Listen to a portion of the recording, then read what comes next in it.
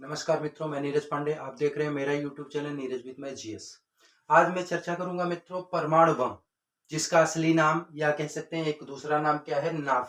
परमाणु बम और उसका दूसरा नाम नाभिकीय बम। मैं आज उस पर चर्चा करूंगा, क्योंकि अभी तक मैं परमाणु परीक्षण और परमाणु से संबंधित जो संधियां हुई हैं इन सब पे आपको वीडियो दे चुका मित्रों। और इसके पहले मैं वीडियो आपको दे चुका हूं मित्रों। अभी हाइड्रोजन बम का भी वीडियो दे चुका हूं। अब आज मैं परमाणु बम, जैसा आपसे वादा किया था कि मैं परमाणु बम दूंगा। इसके बाद परमाणु बम और हाइड्रोजन बम दोनों में क्या अंतर है, किस प्रकार का दोनों में अंतर है, वो चीज मैं अगला वीडियो लेके आऊंगा आपके सामने। देखिए मित्रों, परमाणु बम ये जो होता है ये कैसे कार्य करता है, कैसे ये कार्य करता है ये देखा जाता है। तो यहां देखा जाए तो इसको मैं इसका आंतरिक स्ट्रक्चर, बाहर तो देखने में आप देखेंगे अगर तो बाहर से तो इस प्रकार से बम बना रहता है। अगर आप बाहर से देखें तो इस प्रकार से बना रहता है। अब आपको ये चीज ढका रहता है, उसमें कुछ आंतरिक संरचना तो दिखती नहीं मित्र। ये सिर्फ ऐसा होता है और ये कहीं लगता है कि ये बम हो गया। लेकिन ये बाह्य संरचना दिख रहा है बाहर से। जैसे हमें देखा जाए तो हम क्या है कि पूरा अस्थिमज्जा से सजे हुए हैं, पूरा पूरा कह सकते हैं कि मांस वगैरह चढ़ी, उसके ऊपर से भी देख रहे हैं ये कोट जैकेट पूरा लादे हुए हैं। तो हमारी आंतरिक संरचना हम नहीं जान सकते। हमें तब आप जान सकते हैं जब हमारे कंकालों को देखेंगे, तब तो जान सकते हैं कहाँ कितनी हड्डी, कितने कैसे काम हो रहा है। तो उसी प्रकार से इसको देख करके स्पष्ट नहीं हो पाएगा। मैं परमाणु बम के अंदर कैसे कार्य होता है, कैसे वो कार्य करता है, उस चीज की चर्चा करूंगा मित्रों। चूंकि ये क्लास 12, जैसे कक्षा 12 कहते हैं, कक्षा 12 में अगर बात करें नाभिकीय संरचना, तो नाभिकीय संरचना नामक एक जो चैप्टर है उसमें देखेंगे मित्रों। तो ये हाइड्रोजन बम, परमाणु बम, ये दोनों की बृहद चर्चा है फिजिक्स में। तो उसको मैं आज लेके आया हूं वीडियो मित्रों। इसको देखिए और समझने की पूरी पूरी कोशिश कीजिए। देखिए, ये सबसे पहले हम चर्चा क्या करेंगे मित्रों, सबसे पहले तो चर्चा ये करेंगे परमाणु बम होता क्या है। परमाणु बम हो होता क्या है मित्रों। परमाणु बम, परमाणु मतलब क्या है, परमाणुओं से बना हुआ। तो परमाणुओं से बना हुआ जो बम है वो परमाणु बम है। लेकिन इनमें मुख्य रूप से ये किन किन चीजों से मिलकर बना होता है, यूरेनियम और प्लूटोनियम जो होता है, यूरेनियम 235 और प्लूटोनियम 239 जो होता है, उन दोनों के मिलने से इस बम का निर्माण होता है। इसका क्या होता है, विस्फोट होता है मित्रों। तो यहां देखें ये बम बन रहा है। अब इसकी यांत्रिक संरचना, इसको क्या किया जाता है, एक कह सकते हैं बहुत सघन चीज से इसको क्या किया जाता है, कवर किया जाता है, बहुत सघन चीज से, जिससे क्या हो कि यह आप में स्वतः कभी क्रिया न कर बैठे, इसलिए इसको रूप में सुरक्षित रखते हैं मित्रों। अब देखें यहाँ पे अगर हम नीचे यूरेनियम रख रहे हैं, जैसे प्लूटोनियम रख दिए 239 और ऊपर क्या करेंगे मित्रों, यूरेनियम रखेंगे। इन दोनों में क्या है कि थोड़ा डिस्टेंस रखते हैं, इन दोनों में क्या रखेंगे, थोड़ी दूरी रखेंगे मित्रों। फिर होता क्या है, इनको आगे देखें, ये एक प्रकार की, ये क्या है मित्रों, चाबी है। ये क्या है, चाबी है। तो चाबी जो है मित्रों, चाबी को क्या करते हैं, इसको चाबी को जैसे ही हम मोड़ेंगे तो यह क्या होगा, दोनों में टच होगा। और जैसे ही दोनों टच होंगे तो यहां क्या होता है मित्रों, विस्फोट होता है। यह परमाणु बम किस क्रिया पर कार्य करता है, नाभिकीय विखंडन अक्रिया पर कार्य करता है। तो लेकिन ये मित्रों इतना सहज नहीं है कि इसको ऐसे पकड़ करके मोड़ देंगे। ये बचपना का पटाखा नहीं है मित्रों कि आप इसको पकड़े और आग उसमें लगाए और उसके बाद जो वो उसमें छु छु छु छु की आवाज आती है तब फेंक देते हैं। ऐसे नहीं होने वाला। ये अगर मित्रों नैनो सेकंड से कम समय में भी इसको क्या करना होता है, दोनों को टच कराना होता है। तो ऐसे तो पॉसिबल नहीं है, इतना सहज नहीं है, इतना सरल नहीं है कि इसको आप कर सकें। तो इसको रिमोट के माध्यम से या किसी अन्य माध्यम से ही किया जा सकता है। अब देखिए मित्रों, होता क्या है कि इसको जब दोनों को टच कराते हैं, जैसे ही दोनों ये दिख रहे हैं कि इसमें जैसे ही टच होगा या क्या होगा, ब्लास्ट हो जाता है। अब सबसे बड़ी बात कि ये ब्लास्ट होगा तो कैसे होगा मित्रों, कि इनमें क्या होता है, जैसे कि यूरेनियम को बहुत छोटा सा टुकड़ा रखते हैं, वो बहुत एनर्जी क्या करता है। और इसमें मैं कुछ चीजें लिख दिया हूं, जैसे कि मुझे जो लगता है कि इसमें कुछ जरूरी चीजें होती है उसको मित्रों मैं लिख देता हूं, इसलिए लिख देता हूं। हो सकता है वीडियो बनाते समय मैं ही उसको ना बताऊं आपको, तो यहां लिखा रहेगा तो उसको नजर वहां पड़ेगी तो पता चल जाएगा ये बताना है। और दूसरी बात इसलिए भी लिख देता हूं कि मैं बोल गया और आपको नहीं समझ में आया, कुछ चीजें भूल रहे हैं, मैं क्या बोला हो सकता है स्पष्ट ना हो पाए आपको, तो यहां लिखा रहता है, आप इसको देख करके बाद में बात के लिए सुरक्षित रख सकते हैं। नहीं तो आपको पुनः वही वीडियो देखना है, केवल इतना स्क्रीनशॉट लिए आपका काम बन गया मित्रों। तो यहां देखें अगर, तो ये जो परमाणु बम कार्य कर रहा है, तो परमाणु बम सबसे पहले तो ये होता है कि परमाणु बम आया तो आया कहां, कौन बनाया, कौन। तो सबसे पहले बनाया कौन थे? यहाँ देखिए मैं लिखा हूं जूलियस रॉबर्ट ओपन हाइमर, और कहीं कहीं हैमर ऐसा शब्द लिखा होता है मित्रों। तो जूलियस रॉबर्ट जो ओपन हाइमर है, यह अमेरिकी वैज्ञानिक है जो न्यूयॉर्क में पैदा हुए थे। ये क्या किए हैं? इसका निर्माण किए थे, इसकी खोज किए थे, इसको कह सकते हैं बनाए थे। तो परमाणु बम के जनक कौन कहे जाते हैं? ये जूलियस रॉबर्ट ओपेनहाइमर।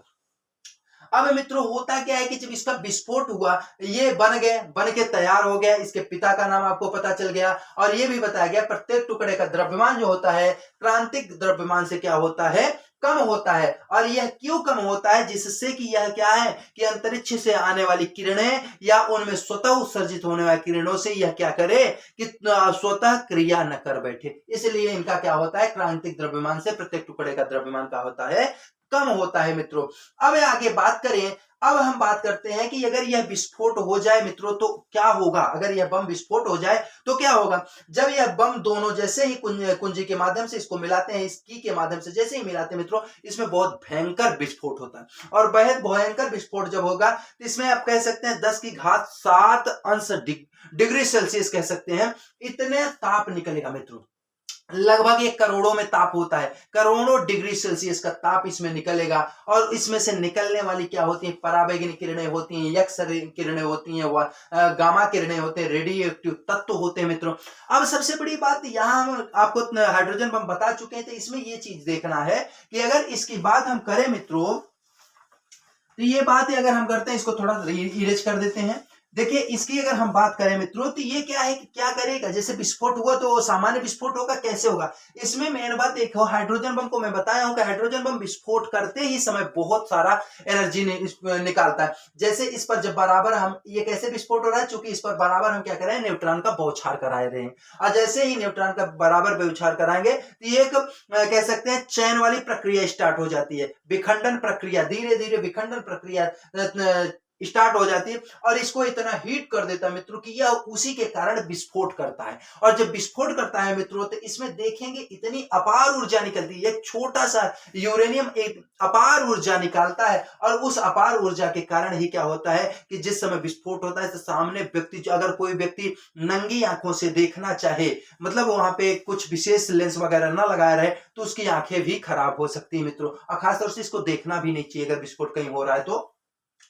और कहें आगे बात करें मित्रों, तो इसमें होता क्या है कि जैसे ही ये विस्फोट होता है तो इसमें परावैंगनी किरणें निकलती। अब सबसे बड़ी बात ये, अगर मान लीजिए एक एग्जांपल हम देते हैं कि यह विस्फोट हो रहा है इस क्षेत्र में, यह विस्फोट हो रहा है इस क्षेत्र में, तो इस क्षेत्र में तो ये केवल इतने ही क्षेत्र को क्या करेगा? राख राख करेगा। तो यहाँ इतने क्षेत्रों को मान के चलते हैं, ये 5 किलोमीटर के आसपास क्षेत्र करता है बर्बाद। और यहाँ देखेंगे गुब्बारा ऐसे उठ जाता है, पूरा यहाँ धुआं का गुब्बार उठ जाता है मित्रों। धुआं का गुब्बार, यहाँ ये विस्फोट होगा तो ऊपर जाकर के ये बहुत ऊपर तक ऊंचाई तक जाता है, यहाँ धुएं का गुब्बार जैसा बना देता है। और नीचे मित्रों ये क्या कर देता है? एक राख राख कर देता है। सबसे बड़ी बात है कि परमाणु बम कह सकते हैं तत्काल के लिए तो कम घातक होता है, लेकिन भविष्य के लिए बहुत बड़ा घातक होता है मित्रों। परमाणु बम में यही सबसे बड़ी खासियत कहें या उसकी बुराई कहें कि यही होता है कि जब इसको हम करते हैं, जब इसको हम विस्फोट करेंगे मित्रों, तो यह तत्काल तो कुछ ही किलोमीटर में क्या करता है, अपने क्या करता है? फैलाएगा। लेकिन जैसे ही यह दूर जाता है तो इनमें रेज निकलेंगे, परावैंगनी किरणें, एक्स किरणें, वाई किरणें। अब मित्रों जब एक्स किरणें निकलेंगे, आप सभी को पता होगा मित्रों कि जब हम लोगों का एक्सरा कराया जाता है तो 6 रोंटजन की किरणों से, 6 रोंटजन की एक्स किरणें क्या होती हैं? हमारे शरीर को बेधती हैं और हमारे हड्डियों को क्या करती हैं? एक स्कैन करके आती हैं कि वह मांस को मतलब चीरती हुई अंदर जाती हैं, हड्डी को नहीं चीर पाती हैं अंदर। 6 रोंटजन की किरणें उसको अंदर नहीं चीर पाती और वहां का स्पष्ट हमें क्या करती हैं? एक इमेज दिखाती हैं। लेकिन मित्रों अगर मुझे लगता है कि अगर 6 रोंटजन से बढ़ा करके अगर इसको 15 रोंटजन, 20 रोंटजन, 25 रोंटजन ऐसा कुछ कर दिया जाए तो यह आपके मांस को भी शायद बेच, मतलब हड्डी को भी बेच सकती। मांस तो वही बेच रही थी, हड्डी को भी ये बेच सकती है। अब लेकिन होता क्या है कि इससे निकलने वाला जो होता है यह लगभग मित्रों माने तो 200 रोंटजन की किरणें इसमें निकलती हैं। कितने रोंटजन की किरणें निकलती हैं? 200 रोंटजन की किरणें निकलती हैं। और 200 रोंटजन की किरणें जब निकलेंगी मित्रों, तो वह क्या करेंगे, जैसे ही मान लीजिए यहाँ विस्फोट होता है तो वहां की किरणें हवा के माध्यम से जो आगे बढ़ती हैं, तो वहां क्या करेंगे, किसी को बॉडी में गई, कहीं गई, तो उस चीज को या किसी पेड़ में लगी या किसी भी इमारत में लगी, तो उसको क्या करती है, इसे बेधती हुई चलाई जाएंगी। और जैसे ही बेध देंगी तो वह क्या हो जाएगा, वहां टूट जाएगा, जैसे धराशाही हो जाएगा मित्रों।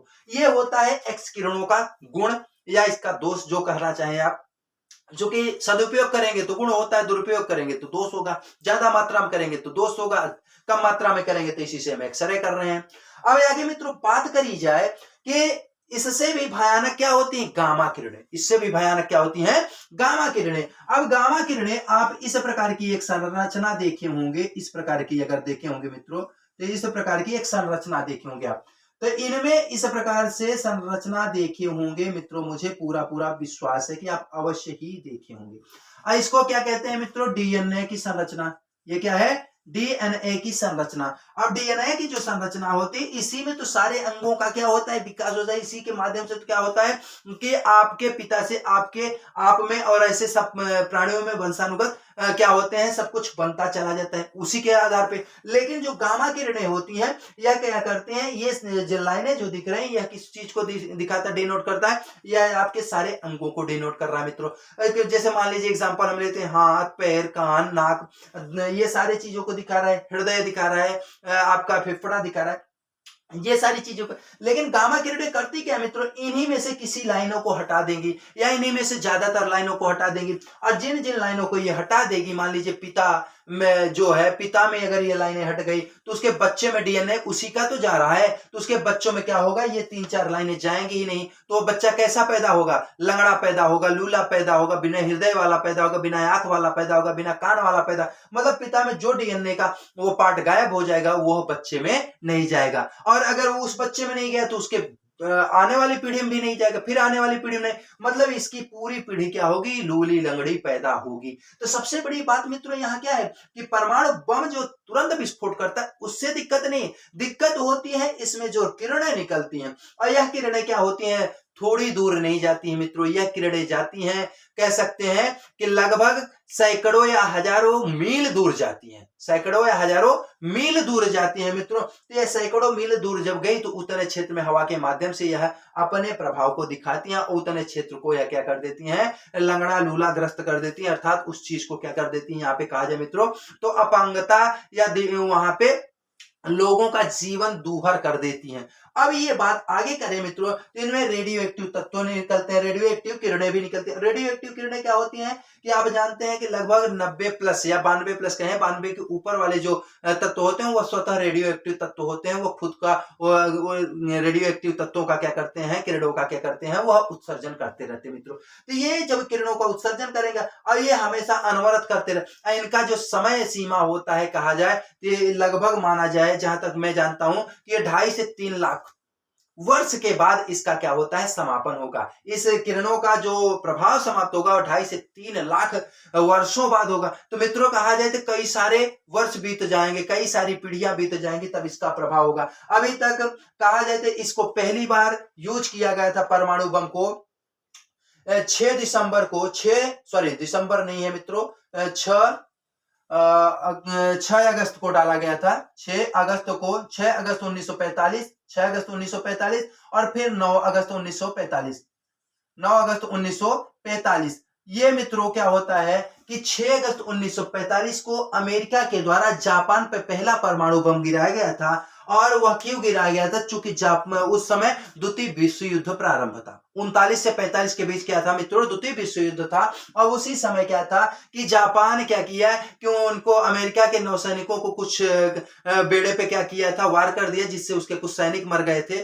तो उस चीज से वो क्या हुआ, थोड़ा हताश होकर के, या कह सकते हैं ज्यादा क्रोधित होकर, क्षुब्ध होकर के इन पर क्या कर देता है, आक्रमण कर देता है। और 6 अगस्त को हिरोशिमा पर, हिरोशिमा पर एक लिटिल बॉय नामक एक क्या करते हैं परमाणु बम यहाँ पे गिरा देता है। उसके बाद वो 2-3 दिन बाद ही 9 अगस्त को क्या करता है कि वो हिरोशिमा फिर नागासाकी पे ये क्या कर देता है मित्रों, बम गिरा देता है। अगर मित्रों आपको याद नहीं आए कि हिरोशिमा पहले गिरा या नागासाकी, तो आप याद रखिएगा हिरोशिमा एच है, नागासाकी एन है। तो एच पहले आता है मित्रों अल्फाबेट में, एन आता है बाद में।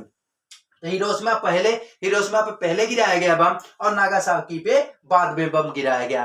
दूसरी बात, इसका नाम जो बम गिराया गया था इसका नाम था लिटिल बॉय। इसका नाम क्या था? Little boy. और इस जो नागासाकी पे गिराया गया था उसका नाम था फैट मैन। उसका नाम क्या था मित्रों? Fat man. तो ये लिटिल बॉय मतलब क्या? छोटा बच्चा। पहले क्या गिराया गया? छोटा बच्चा। और नहीं सुधरे तो क्या गिराया गया? बड़ा बच्चा, अर्थात मोटा। फैट मैन मतलब मोटा आदमी गिराया गया। उसके बाद भी कहे थे अगर अब भी तुम नहीं समर्पण करते हो तो हम 14 तारीख को क्या करेंगे, तुम्हारे टोक्यो पे ये गिरा देंगे। और टोक्यो गिरा दी भाई, राजधानी खत्म कहानी तुम्हारी। तो उसने क्या करता है, 15 को बोले थे 15 को हम गिराएंगे, लेकिन 14 को ही उसने 14 अगस्त 1945 को उसने आत्मसमर्पण कर दिया, जिससे ऐसी नौबत नहीं आई। लेकिन मित्रों हुआ क्या, आज भी हिरोशिमा नागासाकी में लंगड़े लूले लोग पैदा हो रहे हैं, जबकि जब लगभग माना जाए तो ये 80 साल गुजर चुके हैं। 80 साल गुजर चुके हैं मित्रों, लेकिन आज भी यहाँ पे लंगड़े लूले लोग पैदा हो रहे हैं। माना जाए तो 80 इसलिए कह रहा हूं कि एग्जैक्ट तो नहीं है, अगर ऐसे जोड़े तो आपका 45 उधर हो रहा है, 22 इधर हो रहा है, 80 नहीं, लेकिन आप माने तो 75 से 80 के बीच आ रहा है, तो 80 मान लेते हैं। इतने साल के बावजूद भी वहां लंगड़े लूले पैदा हो रहे हैं। उसके बाद हो क्या रहा है मित्रों कि यहाँ से ये जो सारी किरणें निकलती हैं यह घातक होती हैं। सबसे बड़ी बात यही है कि यह किरणें इसकी घातक होती हैं। और मित्रों होता क्या है कि इनमें जो विस्फोट होता है इससे क्या होता है कि बहुत जन हानि होती है, धन हानि होती है। उस क्षेत्र में क्या होता है, कह सकते हैं एक बीमारी फैलती है। इन सब चीजों से बचने के लिए मित्रों क्या होता है कि इसका उपयोग कम से कम किया जाए। इसका उपयोग क्या किया जाए? कम से कम किया जाए। और अमेरिका ही 1945 में पहली बार बम गिरा था। उसके बाद अब धीरे धीरे कहा जाए तो अमेरिका हो गया, रूस हो गया, चीन हो गया, ब्रिटेन हो गया, फ्रांस हो गया, अब अपना भारत हो गया, इजराइल हो गया, उत्तर कोरिया हो गया, पाकिस्तान हो गया, और सारे ऐसे देश हैं जो कि क्या कर रहे हैं कि परमाणु परीक्षण सतत करते जा रहे हैं। अभी तो यही देश हैं, लेकिन सब लोग क्या कर रहे हैं, परमाणु परीक्षण सतत करते जा रहे हैं। जबकि एनपीटी और सीटीबीटी जैसी बहुत सारी संधियां हुई हैं, बहुत सारे प्रतिबंध लगे हैं, लेकिन कोई मानता हुआ नहीं दिख रहा हुआ उसको क्या कर रहे हैं, अनवरत अपना एक अपने पास अपनी क्षमता को बढ़ाते हुए दिखा रहे हैं। तो मित्रों ये बात रही परमाणु बम की। थोड़ी सी चर्चा मैं 2 मिनट की ओर कर लेता हूं कि भारत में परमाणु बम कब बना, कैसे बना, ये थोड़ी बात करूंगा मित्रों, ज्यादा नहीं करूंगा यार। अगर मित्रों बात करते हैं तो यहाँ पे अगर हम बात करें तो भारत की, तो भारत में क्या होता है, 18 मई 1974 की बात है। हम 1974 लिखते हैं, 1974 में इंदिरा गांधी के कार्यकाल में पहला परमाणु परीक्षण कराया गया था पोखरण में। और इसमें क्या किया था, बुद्धा इस्माइल के नाम से इसको कराया गया था। इसमें होता क्या है मित्रों कि इसमें सिर्फ और सिर्फ ये कहा गया था कि हम परीक्षण तो कर रहे हैं, लेकिन हम परीक्षण किस लिए कर रहे हैं, शांतिपूर्ण ढंग से अपने इसको किसी काम में लेने के लिए, अर्थात विद्युत उत्पादन के लिए इसको हम यूज कर रहे हैं। वहां ये नहीं कहा गया था कि हम इसका परमाणु बम बनाने के लिए काम कर रहे हैं। हम किस लिए कर रहे हैं उसका काम, हम उसका यूज कर रहे हैं, जो यहाँ पे हम परमाणु बना रहे हैं इसका यूज किस में करेंगे, विद्युत बनाने में। और मित्रों 1998 11 मई 1998 की बात करें, 11 मई 1998 की बात करें अगर मित्रों, तो वहां क्या होता है कि पुनः ये क्या करते हैं, परमाणु परीक्षण करते हैं और सफल परमाणु परीक्षण होता है। लेकिन इस समय अपने आप को ये क्या कर देते हैं, घोषणा कर देते हैं कि हम विश्व में परमाणु संपन्न देश हो गए। 74 में तो सिर्फ ये कहे कि हम शांतिपूर्ण ढंग से इसको क्या करेंगे, दूसरे रूप में काम करेंगे, न कि इसको बम बनाने के लिए, अपने आप को मजबूत करने के लिए नहीं कर रहे हैं, सिर्फ इसका यूज करेंगे जिससे हमारे देश में लाइट बिजली पर्याप्त हो जाए। और लेकिन जब 11 मई 1998 की बात आती है मित्रों, तो ये पर्याप्त मात्रा में क्या करते हैं, बम बनाते हैं और अपने आप को परमाणु संपन्न घोषित कर देते हैं। ये कहानी रही अपने, चूंकि इस परमाणु 1998 परमाणु परीक्षण में बना चुका हूं वीडियो, इसलिए मित्रों इस पर बहुत फोकस नहीं कर रहा हूं, नहीं बहुत टाइम जाया जाएगा फालतू का। तो इस प्रकार से हमारा क्या होता है, परमाणु बम बनता है मित्रों। परमाणु बम इस प्रकार से कार्य करता है। परमाणु बम के खोजकर्ता कौन है, परमाणु बम का जो प्रभाव होता है वो क्या होता है, चूंकि माना जाए तो यह कई वायुमंडलीय ताप और दाब के बराबर ऊर्जा प्रकट करता है। लेकिन एक चीज बता दें मित्रों, जब जूलियस रॉबर्ट ओपेनहाइमर ने परमाणु परीक्षण करा था तो उन्होंने भी ये शब्द माने थे। कुछ लोग क्या होते हैं, तो शास्त्र पुराण को नहीं मानते, भगवान को नहीं मानते, सूर्य को नहीं मानते, चंद्रमा को नहीं मानते, लेकिन उस समय क्या था कि ये इतना किए थे। परमाणु परीक्षण के बाद जब इसमें गुबार उठी, बहुत सारी ज्वाला उठी, तो ये कह दिए कि हजारों, हाइमर द्वारा कहा गया है, मैं नहीं कह रहा हूं मित्रों, मैं भी कहीं पढ़ा हूं कि एक बुक में मैं पढ़ा हूं कि जब इनका पूरा जीवन परिचय पढ़ रहा था तो वहां लिखा था कि गीता में भी कुछ श्लोक है, वो इनके मुख से निकला कि अगर हजारों करोड़ों परमाणु बम को फोड़ा जाए तो वो भी क्या कर सकते हैं, सूर्य जैसी ऊर्जा को नहीं दे सकते, वैसी ज्वाला नहीं प्रकट कर सकते हैं मित्रों। तो इसलिए क्या किया जाए कि ये नहीं सोचना चाहिए कि मैं कुछ अलग कर पाऊंगा, प्रकृति से कुछ अलग कर पाऊंगा। इसलिए आपको मैं फिर से कहूंगा मित्रों कि आप इसका यूज घरों में ना करें और इस चीज को बनाने की कोशिश ना करें जिससे कि नुकसान हो आपका और आपके समाज का। और आप इसका, चूंकि इसका यूज सिर्फ इसलिए होना चाहिए कि इसको सही जगह लगाया जाए, गलत जगह नहीं। इसका केवल प्रतिशोध लेने के लिए काम नहीं आना चाहिए मित्रों। ये बनाया गया है तो इसका कहीं ना कहीं तो यूज होगा, लेकिन विद्युत बिजली में अगर हो रहा है तो अच्छी बात है, लेकिन इसको गलत तरीके से यूज नहीं करना चाहिए। और नहीं तो क्या होगा कि सिर्फ और सिर्फ विनाश होगा, विध्वंस होगा मित्रों। तो ये इस प्रकार से ये पूरा हम इस चैप्टर को समझाए मित्रों। अगर आपको अच्छा लगा तो लाइक शेयर सब्सक्राइब कीजिएगा। अब इसी के साथ इस वीडियो से हम विदा लेते हैं। जय हिंद, जय भारत।